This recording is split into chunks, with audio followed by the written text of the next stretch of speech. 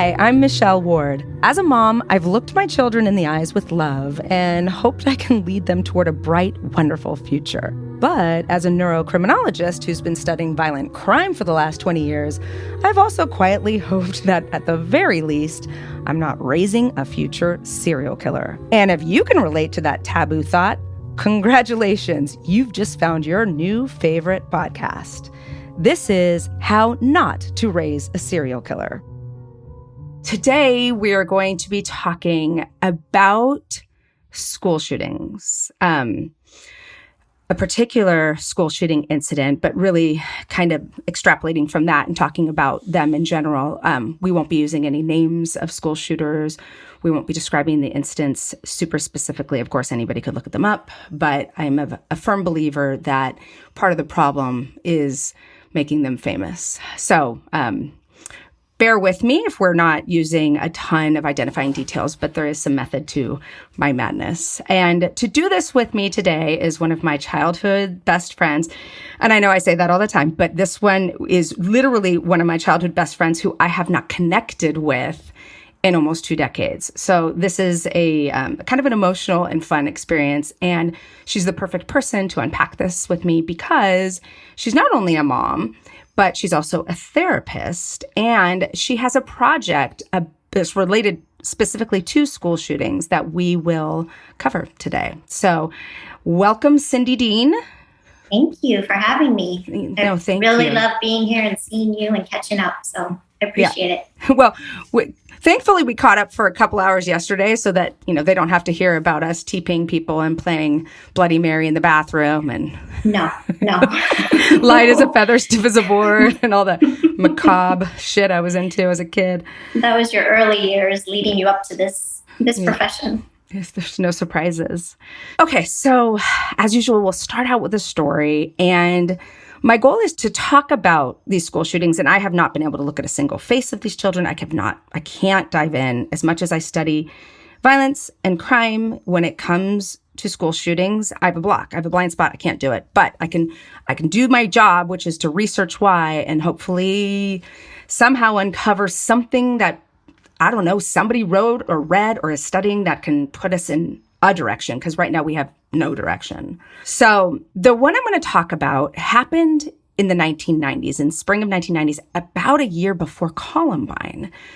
So this story, it's we always think of Columbine as our springboard into school shootings. Yeah. And that's a little sad that we forgot the ones prior or haven't talked about it. Exactly. And this is a pretty big one. I mean, of course, we've had bigger school shootings since Columbine, and sadly those involve first, second, third, and fourth graders. But this happened right before, and it did kind of get buried after Columbine. And it's a story of a young teenager. He's not a senior. He's young, and he had really loving, attentive parents. And I'm going to start there. And one day he's caught with a loaded weapon in his locker. What had happened was he had gotten a call from one of his friends saying, "Hey, I stole a gun from so-and-so, and I know it's the kind of gun you like." He's like, "Sweet, I'll buy it from you. Bring it to school." So they brought it to school. They exchanged money in the gun, and he put it in his locker. But then the guy from whom it was stolen called the police, called the school, said, I know who has it. So the police end up there searching the lockers of everybody involved, and they find a loaded gun in this young kid's locker. So he's suspended from school pending a possible expulsion, and the police book him on criminal charges and invite his parents down to come fetch him, and they send him home with his parents after a loaded gun at school was found. So we'll get into his backstory later, but suffice it to say that his father was quite exasperated. Yeah, he took him home and kind of explained how bad this is, the humiliation, the danger, the expulsion that's to follow.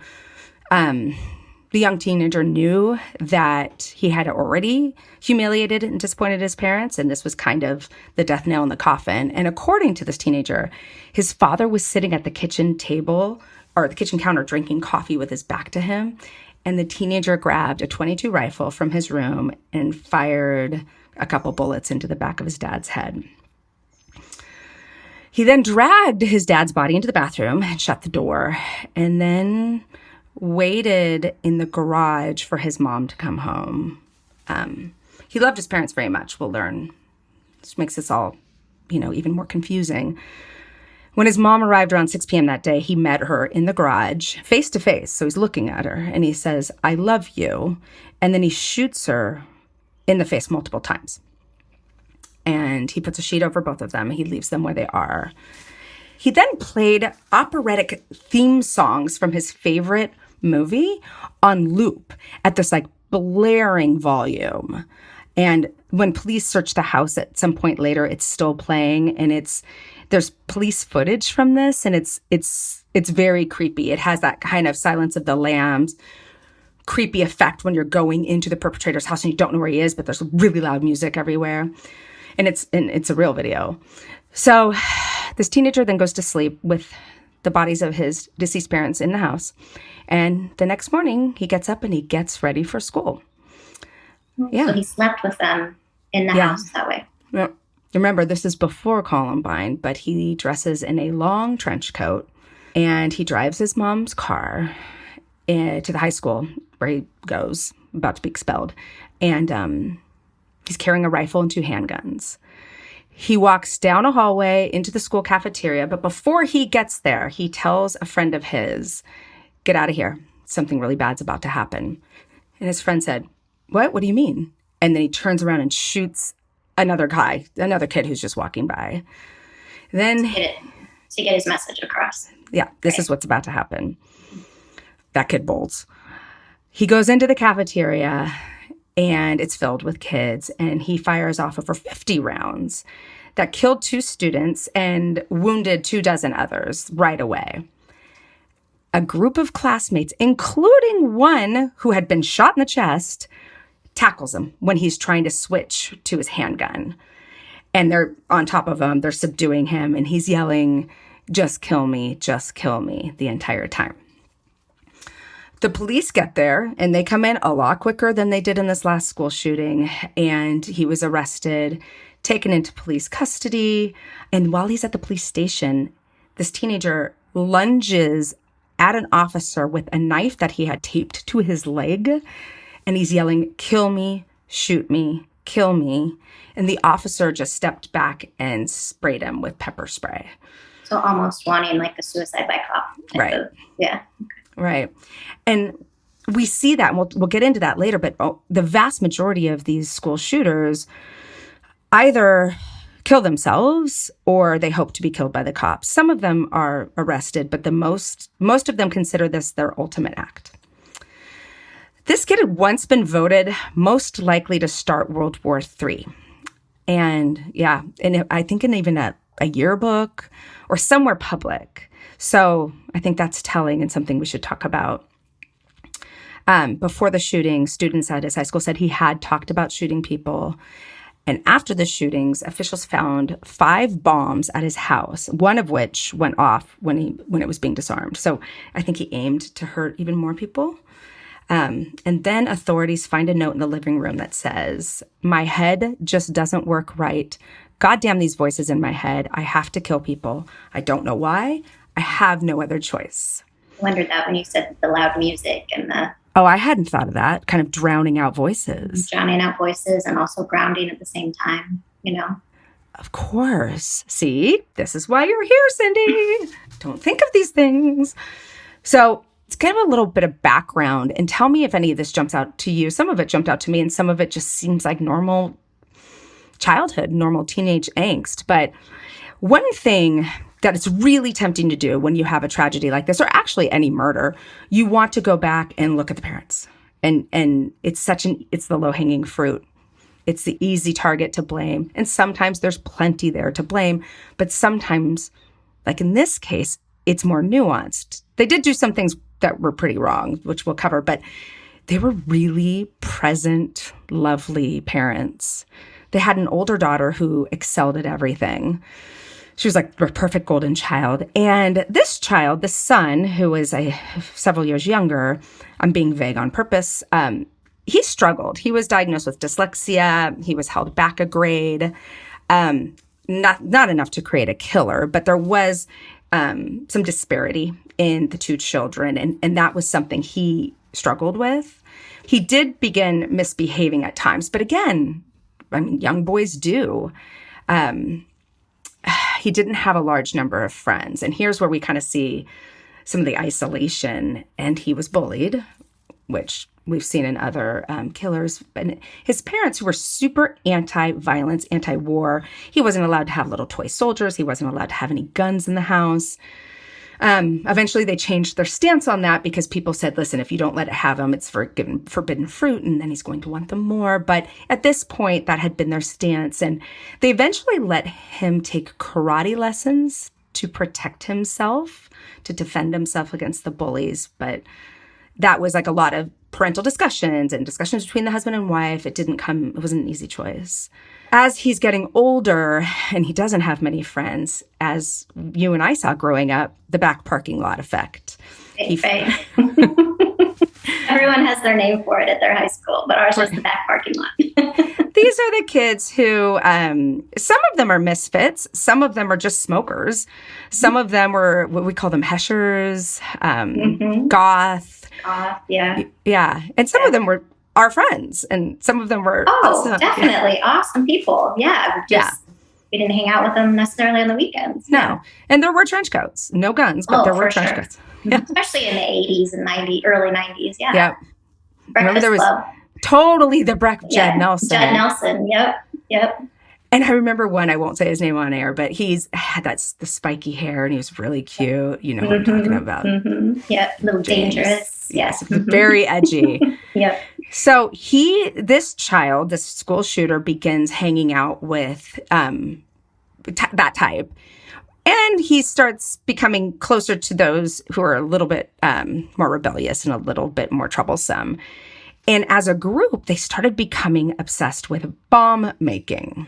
Ding, ding, ding, ding, ding. Yeah, hello. They bought books like the Anarchist Cookbook, and the super geniuses had them sent to school. Not the brightest. Your frontal lobe. Yes. So, okay, he gets in trouble for that. And then they up the ante a bit, and he and his friends get caught throwing rocks over a freeway overpass, and it's hitting cars, and police get involved. And his parents are not turning a blind eye. They're on top of this, but they just don't know what to do. And it's early 90s. We didn't have the tools back then that we have now. And even we have the tools now, but people don't know about them. And that's, kind of why we talk about this stuff. For sure, yeah. I feel like there's a lot of talk about things like school shooting, but it's overarching. Like you hear Ted Cruz get up and say, oh, it's because of divorce rates and single family homes and it's mental illness. None of those are actionable. We can't force people to stay married. We can't, to force God into everybody's homes. We need to break this down into actionable assignments for everyone. And even if that is just being aware. Right. And what are the everyday things that we as parents can do that we don't know about? That it's not innate in us. Right. And it's not in the handbook. It's not in Dr. Spock's or what's to expect when you're expecting or. Right. I guess 1975 just called and they want their book back, but you know what I mean. I'm right there with you. So after these episodes, his parents eventually decide, okay, we're going to put him into therapy. And he is diagnosed as depressed. He starts taking Prozac, and between the Prozac and the therapy, he appears to be better. But things take a bit of a left turn here. He becomes obsessed with firearms in addition to the bombs. And in a decision that his father made, not in concert with his wife, but informed by a friend of his who was a big gun person, he decided to buy his 15-year-old son a gun to bond with him. And then another gun, and then a knife, and but not to hunt or for sport, just to. No, kind of. He showed him how to use it. One of them was a gun that his father had as a child, so kind of as like an heirloom. Right. But still, no, just because he was curious about them and somebody had suggested, well, maybe if you bond with him, maybe if you connect over the gun. So that's that's a left turn. If your child is diagnosed as depressed, we probably should remove. Yeah. I That's think kind of on the risk assessment top 5. Yeah. Right. Top 1, maybe. Yeah. Top 1, that might be. And maybe we have the benefit of knowing what can happen. But back then, they knew the suicide rates were super high. So I struggled because these are really actually decent parents. So I struggled even saying that. But it is a truth, and it's an important one. And so there it is. Yeah. And again, no blame on the parents. I mean, my goodness. Right. We can't do that. Right. And they certainly wouldn't have had they known what was coming next. Of course. So, as I said, he was improving with the meds. He gets a girlfriend. He's a freshman now. He's starting to play football. And as you as a therapist know, sometimes when people start feeling better, they think they don't need their treatment anymore. Yeah, especially adolescents. Ah, more so? In my experience. Wow. They're more forgetful in taking it, first of all. So unless the parent is there to give it to them every day, chances are that they're going to forget it. Some of the SSRIs have long enough half-lives that that's okay. But also, they don't necessarily like the idea of being on a medication because they're so young. Yeah, I get that. And their brain's still developing and it's stigmatized. And, once you're feeling better, you're like, oh, I'm fine, not realizing that the talk therapy and the medication is what's making you feel fine. Right, exactly. Well, so then he stops taking his meds. He stops going to therapy. And lo and behold, he begins to withdraw. His girlfriend breaks up with him. And now he reports feeling more rejected than ever. He's more isolated.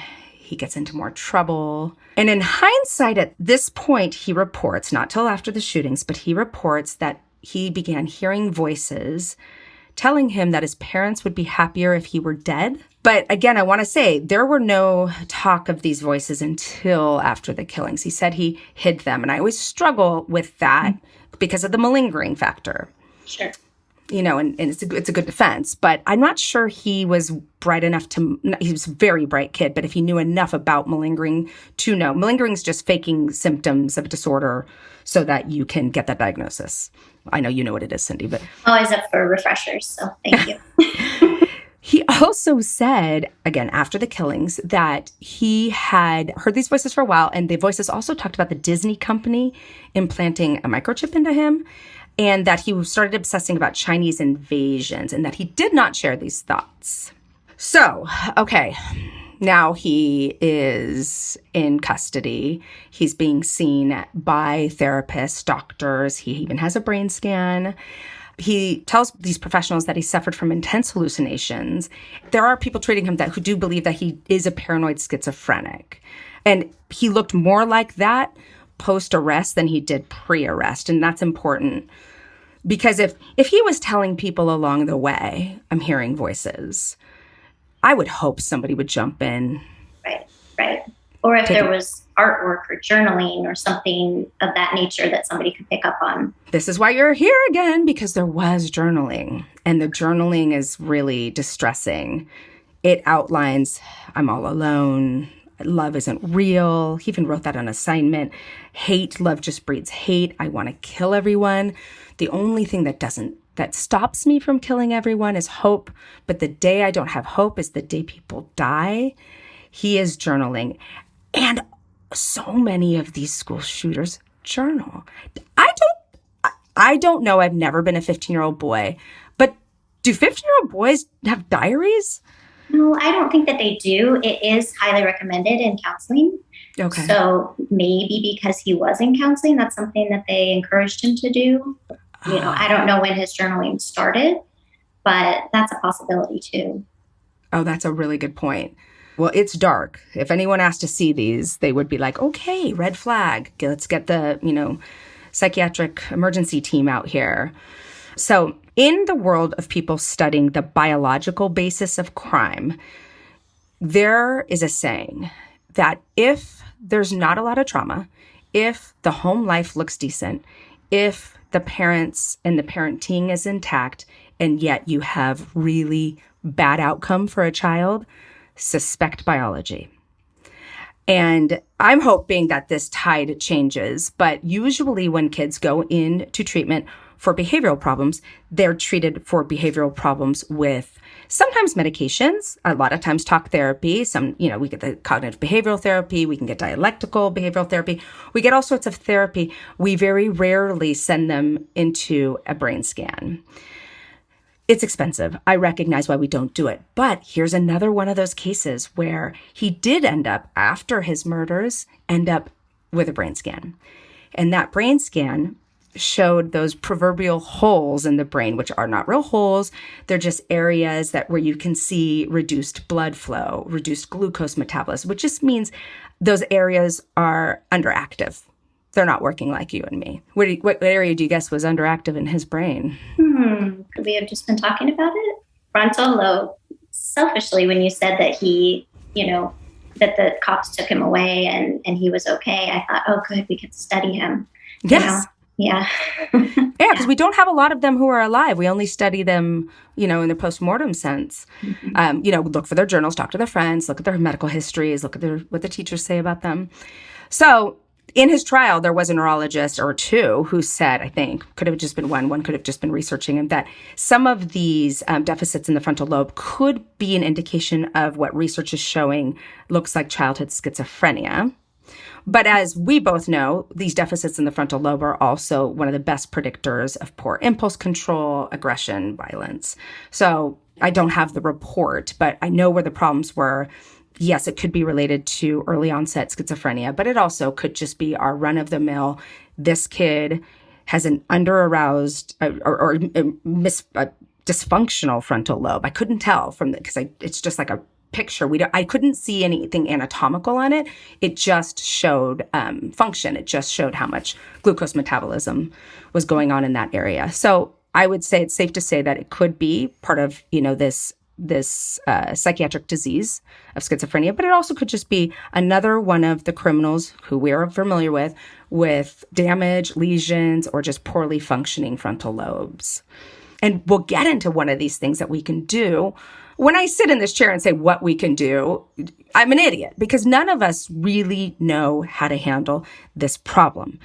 But we do know some things that could possibly help. So let's talk about a few things that we know that some of these killers have in common. They're not easy to profile. We don't have enough of them. We don't want any more of them. But you need huge numbers to get statistical significance.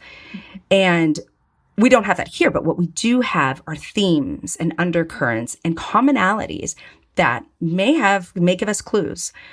So trauma, shocker, right? These two researchers, Peterson and Densley, they talk about almost every one of the school shooters that they looked at had early childhood trauma and or exposure to violence.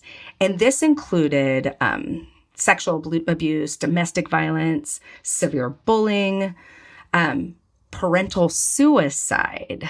And here's what we know about trauma, right? Cindy said, trauma can lead to depression, anxiety, PTSD, thought disorders, or suicidality. Most of the children and adolescents that I work with in the trauma field, their first go-to is violence or anger. It's not remorse or sadness or the things that you would normally think. It is to react in a violent or aggressive way. That's interesting. And it can mean so many things, but just that common thread. Trauma is important and treating trauma is super important. And after I list kind of these commonalities, I would love it if we go back and talk about what we can do about it, if anything.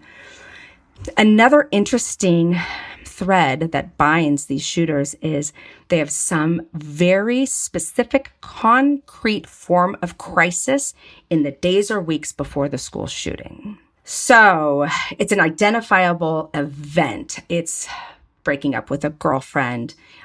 In this school shooter's case, it was having the gun found at school. It's some sort of major rejection or bullying at school, something you can point to. Like a psychotic break. A trigger to a psychotic break, perhaps, yeah. But that's the good news. It's as bad as it sounds. That's the good news because 80% of those cases, they reported that to somebody. And they also reported that they are having suicidal thoughts or homicidal thoughts. And they usually, the vast majority of them, post it on social media, or they send it to a friend, or they video signal it. What do you think about that? Because we don't want to finger them, right? As like, you're going to be a school shooter. Right. It's hard because oftentimes kids reach out because they need attention. It's a cry for help. Other kids don't take it seriously. They look at it as a dramatic, expression of something else. Social media is good and bad, right? Like we see that we can find things like this where kids are reaching out and they need help. And then we find things that maybe it's adding to the violence in our culture and in our youth.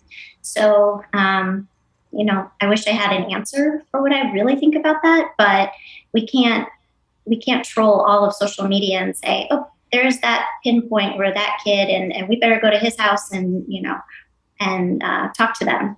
Mm-hmm. So it's just impossible. And it's got that complicated underbelly of labeling a kid, mm-hmm. but yet we also can't ignore it. No. And people are afraid to label kids, mm-hmm. because now we have this culture of you're singling out this child, and it's hard. It's a catch-22 for sure. Mm-hmm. And another couple of researchers, Dr. Reed Malloy, I read his stuff all the time. He specializes in stalking. He's like me, he talks about a lot of different crime. But when I had the show about stalkers, I really counted on his research a lot. He's brilliant. And he talks about adolescent school shooters. And he says, listen, they're not easy to put into a bag. There's no question. They have multiple struggles and multiple failures. And it's not, it's complex. What we know about mental health is what we know. But one thing we're seeing in this particular group, and so this we have to scream, we're seeing a particular combination of both depression and paranoia. Mm-hmm. So let that be something, and here we go. Parents, rallying you to pay attention, because I don't know, the teachers, the parents, everybody has to, but that combination has shown to be kind of consistent. And these are studies by the FBI and the Secret Service. And whether or not it's been diagnosed is not important. There is a mental illness that could have been addressed had it been noted. And paranoia can fall under multiple diagnoses. So it's hard to know, how severe that might be. It can be small paranoias, or it could be large paranoias that the child's not talking about. So mm-hmm. that too is hard to pinpoint. And then you have the very real mathematical phenomenon of the vast majority of depressed, paranoid, mentally ill children do not go on to be violent. Mm-hmm. Exactly. And that's my point in saying that paranoia is across the board, because, if your child has paranoia, you don't want to think, oh my goodness, they're going tomorrow to, become a school shooter. So there's lots of things that we can do to help these children.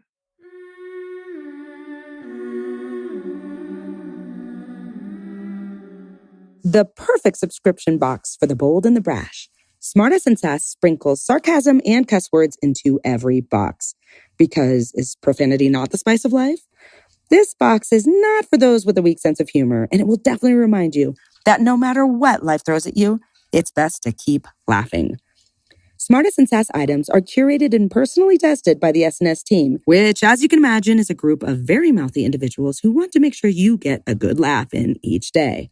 And Smartest and Sass partners with some of the best businesses to bring you trendy and snarky items every month. My personal favorite are my travel items, because then everyone else gets to see my cool, funny stuff. Lots of my friends are subscribing now, too. Each big box contains one Smartest and Sass design t-shirt, has between 7 and 9 unique items, and is valued at over $90. Other subscription sizes are also available. Subscribe at smartestandsass.com and use code HOWNOT for 15% off of your first subscription. That's smartestandsass.com, code HOWNOT for 15% off your first subscription. And follow Smartest and Sass on social media for your daily dose of attitude.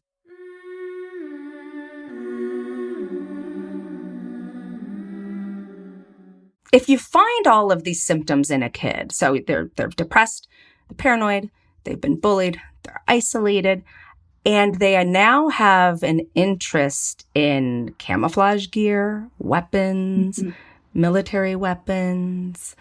Maybe that is the extra red flag. I mean, if tactical gear starts arriving in Amazon boxes, I mean, obviously pay attention if you think your child has any mental issue. Right. But I also think there's a human factor here. And every time that I listen to your podcast and put myself as a parent in these parents' shoes, I think we as parents automatically want to think the best of our children. Yeah. And so we often say, oh, well, that Amazon box, they might be a little interested in guns, but it's because they want to grow closer to their dad and create it, So we turn it around in our mind, the narrative around in our mind, because we don't want to believe that our children can be monsters. Oh my God, you're so right. I do that myself. When one of my kids, I remember, Charlotte knows this, so she won't kill me, but I was lamenting some of her tantrums with a friend when she was younger. And she said, I'm going to send you a book. I think it's going to be really helpful. And in the mail, a book arrives and it says, The Explosive Child. And immediately I'm like, oh, not my kid. No, even though I'm the one seeking help for the tantrums, I couldn't make that leap. So thank you for bringing up that human factor, because I think sometimes it's hard to get out of the clinical mindset and realize we are naturally meant to see our children in a light that's better than everyone else because we're supposed to protect them. Exactly. That's our nature. That's what we're there for. Mm-hmm. That's our main job. So I have this theory, and I found some stuff to back it up, but I really, really, really want your opinion on it. The United States stands alone as having chronic school shootings. They have existed elsewhere as one-offs, but we're the only place on the planet where it happens consistently. And we don't have more mental health problems, and we have no reason to believe our mental health crisis is worse than it is other places. But we do know we're one of the few places that actually treats mental health. I think access to guns for a child like this is a problem, of course, but it's not alone. It's not acting alone. There's something that is drawing these kids to this particular activity. And I have a theory, Cindy, that these are the kids who, when our sisters were in high school and you and I were in high school, would have just killed themselves. Mm-hmm. And they're dejected. They're struggling mentally. They just experienced some sort of crisis. But one of the things that they continuously report is feeling unheard, unseen, unnamed. So I have this theory that this is this infamy, this going out, and they're angry, right? And we should talk a little bit about this. A lot of these researchers say they turn this aggression internally at first, like they're depressed, but then as teens do, it goes outward. It's the champagne bottle. It keeps building and building and building until eventually the explosion is so big that it flows over into everyone and everything. Yeah. And if you're a child without, your brain being fully developed, and remember, teenagers can't see how short high school is. Mm-hmm. They can't see the other side of it, us included. I mean, I thought when, I won't name names, but when so-and-so crush ended up hooking up with so-and-so friend, I was like, that's it. There's no tomorrow. I'll never be happy again. Mm-hmm. Yep. And there's only tomorrow. There's that one day at a time, but tomorrow. It's just such a short, stepped life. Versus we as adults are always having to plan ahead, look ahead. What are we doing in our future? Children and adolescents don't look that way because they don't have to yet. And so, when something happens, it's catastrophized. It's like, it's black and white, and often black and white thinking in that age. And so, they didn't answer me back on Snap. So therefore everybody doesn't like me and I'm not going to get invited to any parties, that type of thing. And maybe the party's tomorrow, but they can't think till tomorrow. It's right now. It's the worst it could ever be. Yeah, because you can't see yourself out of that feeling. Mm-hmm. You're so present as a child, aren't you? So present. And really as adults, we should learn from that. We should have more of that. We lose that as we grow older. Hmm. So there needs to be a happy medium somewhere. And part of that is the development of the frontal lobe, not being able to foresee the means to an end or the outcome from your actions. You're absolutely correct in pointing that out. Well, and it feels like a lot of these shooters are targeted. Like they're already not feeling great about themselves. They don't like where they're headed in life. They've been targeted or bullied. I think it's 3/4 of school shooters were bullied. It's happening more now because of social media, but it's happening. Yes, cyberbullying has taken a huge toll, right? Yeah, I think our teachers are much better, and our administrators are much better at saying, "Hey, social emotional learning. Let's be more empathetic." But it's happening in a different way. So, what makes this small minority of kids do it? As some of these research believes, it's because they're struggling alone and they're unable to ask for help. They have no community support at school because they don't really have any friends, and the despair turns to anger. The anger turns to desire for revenge, and then infamy. A lot of these past shooters seek fame and notoriety, and they kind of worship the school shooters who come before them. Mm-hmm. And they're able to get all of that information about them from media, social media. Yep. 24-hour news cycle. I mean, you can't turn it on without someone talking about this last school shooter. So then a fantasy happens. So it's like, you're feeling all of this, I'm nothing. But then it's like, well, I'm interested in this like weaponry. And then once the gun arrives, now my fantasy's kind of coming true. And then there's examples of people who went before you. And most kids don't do it, but you can see how it's almost glorified. I mean, I hate to say it. I am a researcher of killers. I'd love to see the media offer what's been done in other countries. Hey, you got to let us cover the school shooting. We will withhold the name. You do it for minors. Mm-hmm. Let's do it for this too, because I have a very strong suspicion that if we remove that element of blaze of glory, of infamy, of you will never forget my name again, mm-hmm. it might help. I think along with that common thread of bullying comes a common thread of feeling weak or unable. And once you put a weapon in someone's hand like that, that gives them the power to fight back in their mind.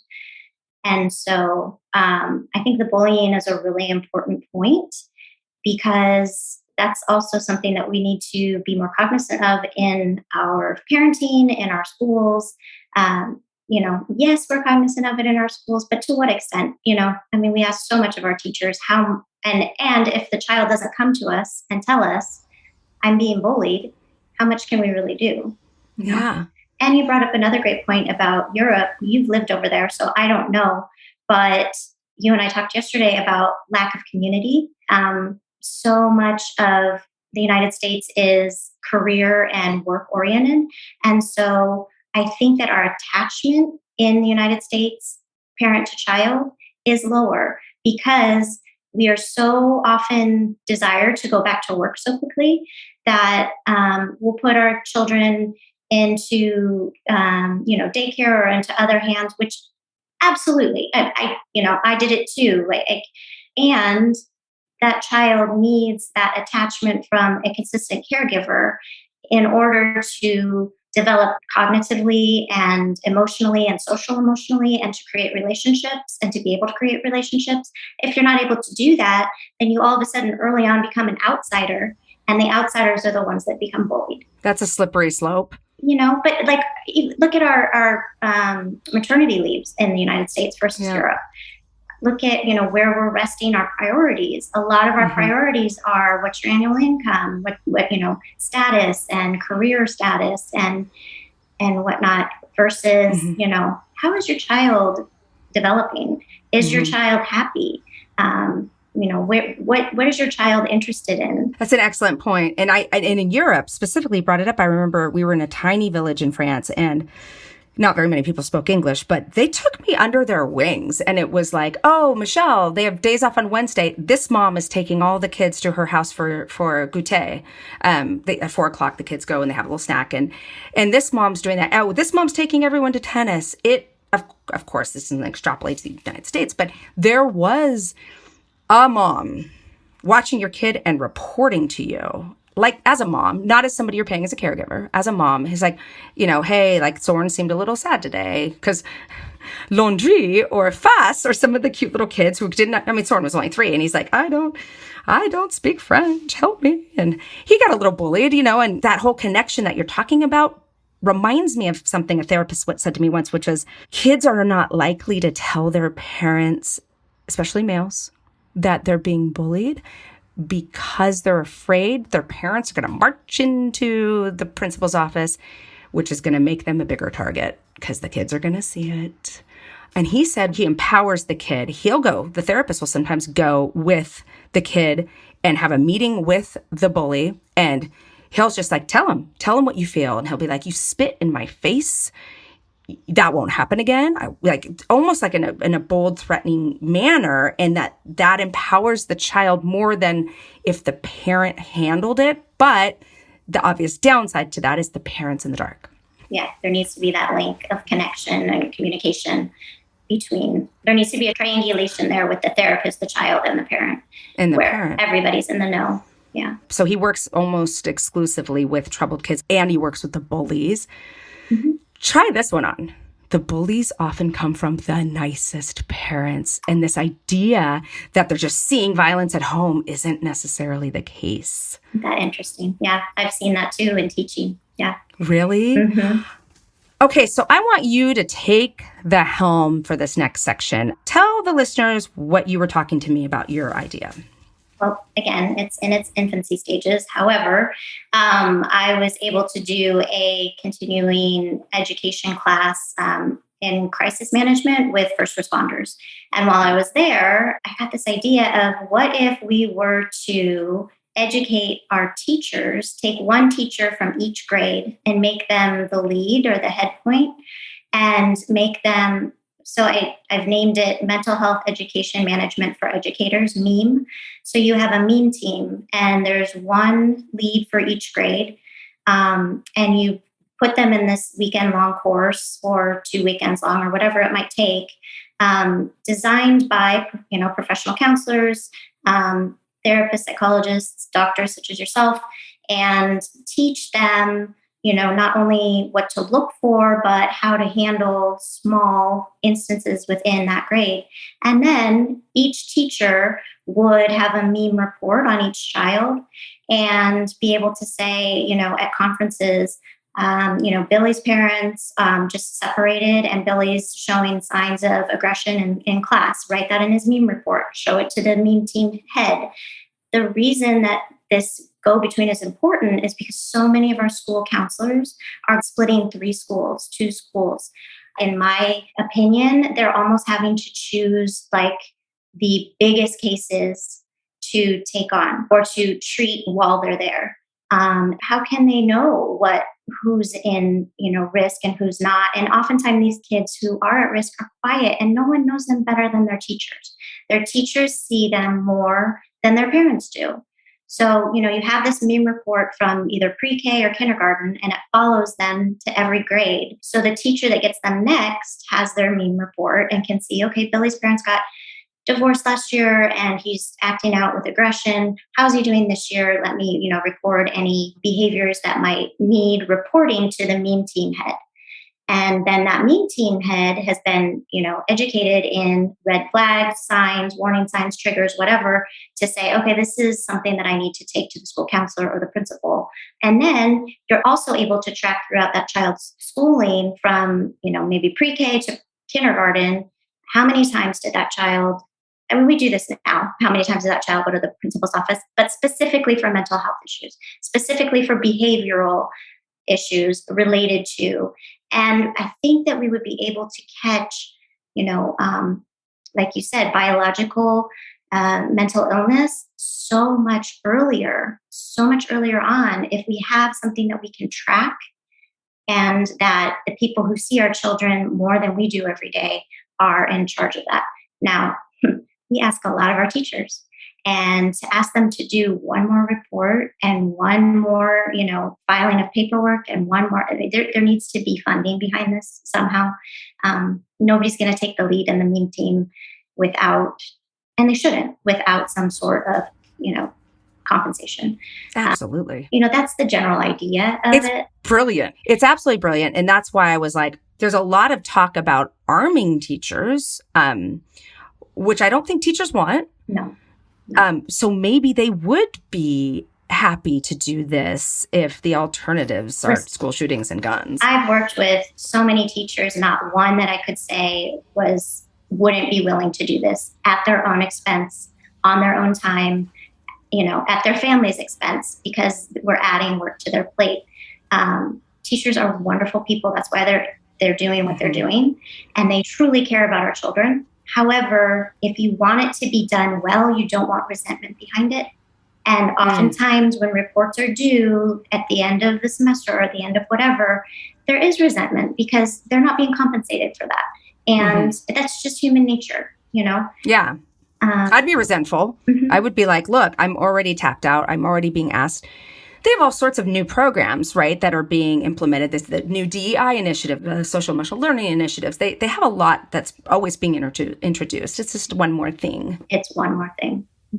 And they need to believe in it too, so it needs to be explained to them well. And maybe driven by them too. Yeah, absolutely. I mean, I think that this is a project that needs multiple eyes and ears and input from everyone and from all facets. One of the things I kept reading was that the lack of peer support is something that not only is reported by the shooters who did commit the act, but also potential shooters who didn't.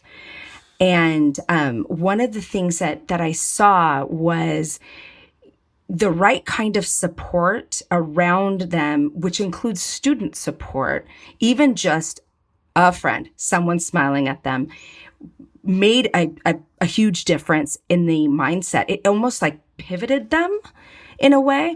I'm wondering with the MHEME program, if you could, if there's a way to incorporate kids in two fashions. One, have an anonymous kind of system where if someone is concerned about the well-being of somebody else, if somebody saw a social media post that gave them pause, if somebody sees behavior changing or someone isolated or being bullied, they have an anonymous way to notify the MHEME team, not to target and pull that kid out of class and identify, because that would be a great way to further bully the kid. Exactly.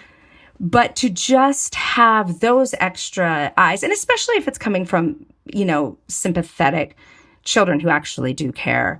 Remember we had Bridge? Yes. I don't really remember what it was, but it was a kind of like psychology-based support group. You were on it, right? You were a leader? I believe so, yeah. Mm-hmm. It takes people like you. I did it for a hot second, but I can't get up early, as we all know. So where Cindy and I grew up had this Bridge program, which was this like school community support group. I don't know how someone ended up in Bridge or if you asked to go to Bridge, but it was the sweet kids who ran it. And I would love to see them, like that kind of support in schools that this isolated person can either choose to go to or can be approached by, just like, hey, anonymously or privately, we see you, we care. We'd love for you to come tomorrow. Even just that minimal outreach. Yeah. Also, meanwhile, please alerting people.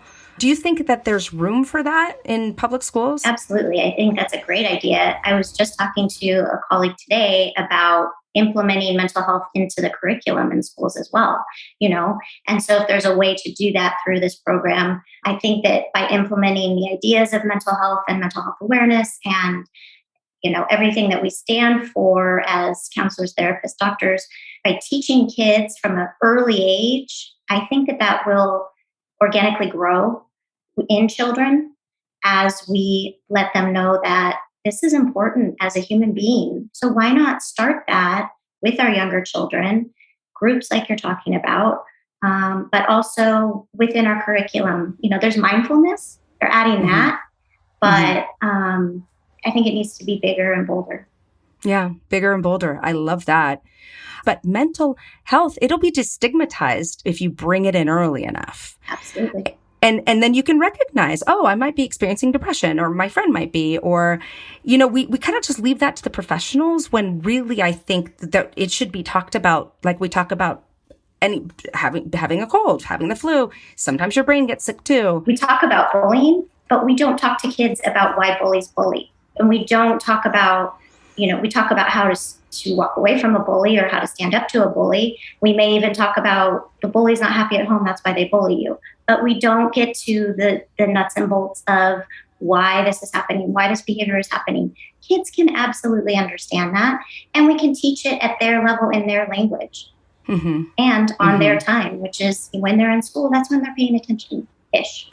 Depending, yeah. But it's the right place to start, and it just starts a dialogue, and it gets them to recognize, oh, so and so's behaving this way, so and so's receiving. We had kids who we could talk about who really weren't treated well. Oh, they weren't absolutely. treated well. Yeah.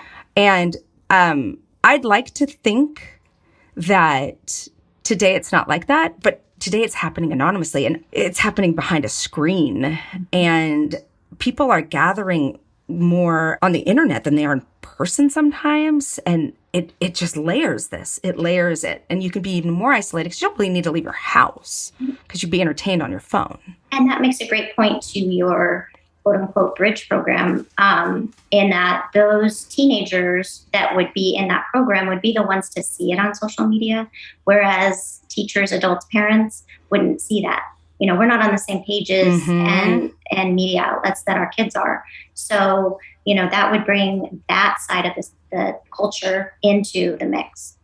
Yeah. And if MHEME has that arm, so they have the teachers who are watching, and then they have the kids who are watching each other. And maybe if kids know other kids are watching, that could also prevent something. Yeah, that's right. Like there's another interesting thing I read. It said, be careful how you treat somebody you've identified as potentially dangerous, because expelling them might be the worst thing you can do. It further isolates them. Now it's all those people they didn't like at the school are now all the enemies. It provides, I mean, there's been a few of these school shootings where the kids expelled or suspended, and then they come back on campus. Maybe you lean in closer to the kid, and maybe you get, I don't have the answers. I don't know what it looks like. But I think passing the kid back to the parents without staying involved might be problematic. Or maybe you require the child to go to 3 sessions of therapy before they come back, you know? We've talked a lot. There was a school shooting that happened not too long ago. The parents are actually being held responsible for it. The school was suspicious, so they called the kid in. They called the parents in. The parents were kind of non-responsive. The kid had a gun in their backpack at that very moment in time. And we can't have this conversation without just at least addressing firearms a little bit. And I don't want to make it about firearms, because I think that these overarching impossibilities don't help us push the narrative forward. We're never going to be able to clean up every single gun. They've been manufactured since the beginning of time, and they don't disintegrate. So America is, I might get this wrong, but I think it's close. We are 4.4% of the world's population, but we have nearly 50% of the world's privately owned guns. That, even if you banned them today, good luck collecting them. So what can we do that's a reasonable step to make sure that firearms stay out of the hands of specific school shooters? There are people going to be like, they could use their car, they can make a bomb. Absolutely. It will stop the impulsive one. Young boys are impulsive. It is just a fact because of their brain, the prefrontal cortex. If we don't let them have it in that moment, now, those who are planning it, they're going to find a way. But there are some who just do it on a whim. They don't plan it for weeks and months. There are. And if they have a harder time, if it takes them longer, it might take the charge out of their plan a bit. It will not solve all of this. But if all of us are willing to just bring a little bit to the table, and I think this would have to come from the gun community as an olive branch, an offering, even though they don't think it'll help. So I spoke to formerly the owner of the largest gun dealer in Western United States, the former owner. And I dated him for a long time, but I was a teenager.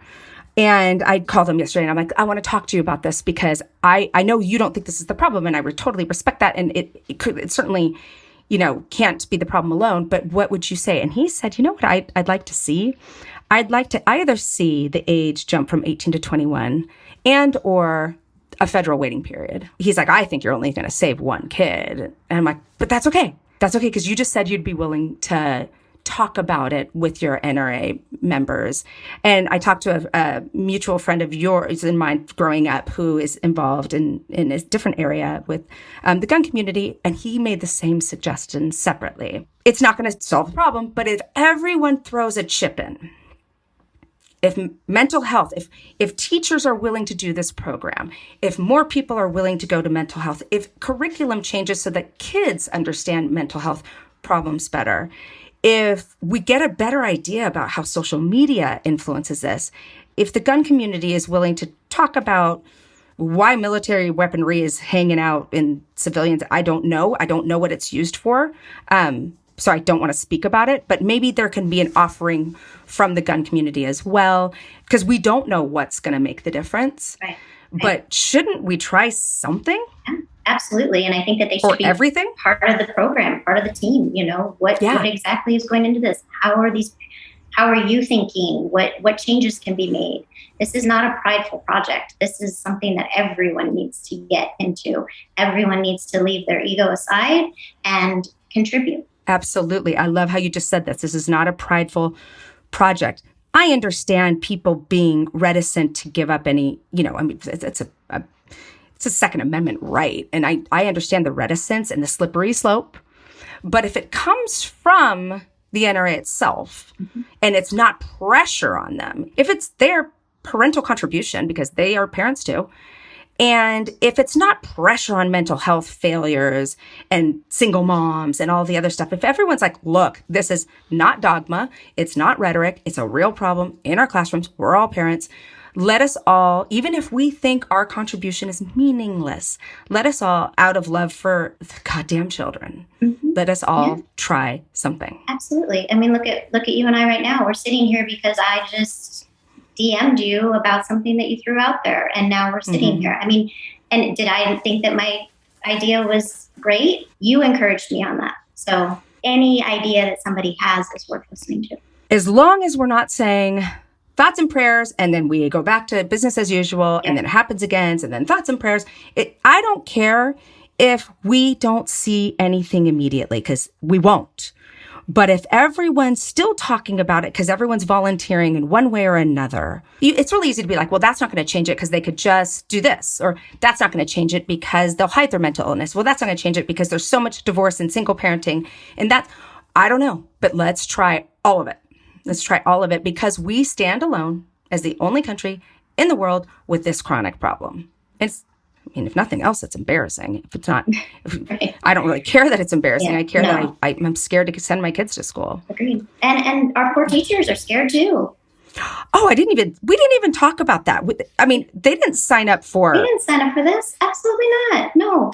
And I can't tell you how many young children I've counseled on for lack of a better term, PTSD from just the drills, the lockdown drills. Because when you're 5 years old, you don't know the difference between a drill. And even if your teacher is telling you it's not real, they're still having that backlash of remembering having to get down, get in the corner of the room, be quiet, close. Oh, God. Somebody's pounding on the doors. Don't open the door, close. And it is frightful for these young children. There's multiple children that I've had to walk through their nightmares with them because they had a drill at school for a lockdown. That's harrowing.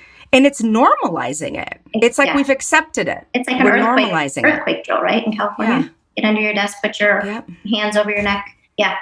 Yeah, except this is so far much more reaching. This is big, and it's I want to make it clear, I'm not political on this podcast at all. I don't like to go there. I don't go up against anybody. I'm always like, hey, you think differently than me, so I'd love to hear what your idea is, because I don't have a freaking clue. Right.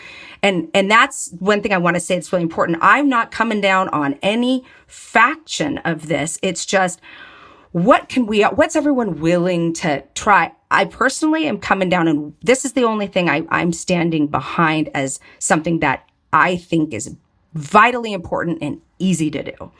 Stop saying their damn names. I don't want to hear another school shooter's name.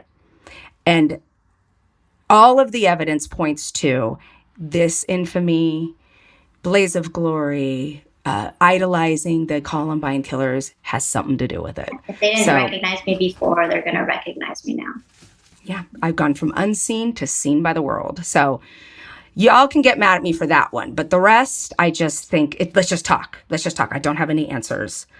There's something else that you brought up that I wanted to ask you about as a teacher. What is it that you think is the most obvious sign that you're hearing from teachers of the kid? Because I have all the research in front of me, but anecdotally, did you ever see it? Or do you have educators you worked with who were like, it kind of looks like this? It's a good question. It's hard with young children, especially because they do go through such different stages of maturity, and you don't want to label a young child. That's one of the first things that they tell us as counselors, as teachers, as, educators. So there are definitely children that I've had that I think, okay, this one needs to be watched. And the difference is that they're not as consolable as other children. They aren't as social. They aren't able to interact on the playground. When something happens that doesn't go their way, then it's, like I said, catastrophe. Everything is catastrophizing. If their day starts off bad, the rest of their day is bad, and there is no talking them. Some kids you can give a sucker, some kids you can give an art project, and this child is inconsolable for the rest of the day, maybe week. Oh gosh. And then that makes them a target because they're not, they can't calm down and act like anyone else. And they're not able, to as easily make friends. And other children might try and make friends with them, but they can't connect with them on that level because, again, they haven't received that social compassion and education from early on that they need to be able to sustain relationships their age. It starts so early, doesn't it? It starts so early. I believe it starts prenatal. I believe it starts in the womb. I believe it starts in the genes. Yeah, but... well, that too. Yeah, if you want to go that far back, I'm with you. But, genes are generally immutable, but biology is not immutable. You can actually, we've talked about it on every single podcast, you can change brain function. And I'm so mad at whoever said once you're 5, there's nothing you can do, because we know that's not true. Well, Cindy, I am so thankful that you were here today. It's a tall ask to take this much time out of somebody's day, especially somebody who's busy like you. But I think that you came in this with a 3-prong approach: teacher, therapist, and mom. And I really enjoyed this. I appreciate being here and you having me. So thank you so much. Thank you. Okay, so this is How Not to Raise a Serial Killer, and we will see you next week. How Not to Raise a Serial Killer is a Cloud 10 media production, executive produced by me, Dr. Michelle Ward, and Sim Sarna. Our editor is Emily Crane. Our music was created by Josh Cook, with artwork provided by Brian Stefanik. Follow us on Instagram at How Not to Raise a Serial Killer, and on TikTok and Twitter at Hentrask. That's at HNTRASK. And if you'd like to share a story or ask a question, you can email us at hownottoraiseaserialkiller@gmail.com or call and leave a voicemail at 818-392-4403. If you like our show, do me a favor and rate and review us on Apple Podcasts, Spotify, or wherever you get your podcasts. After all, if more people know about the show, maybe fewer kids will turn into serial killers. Who knows? Thanks so much for listening. See you next week.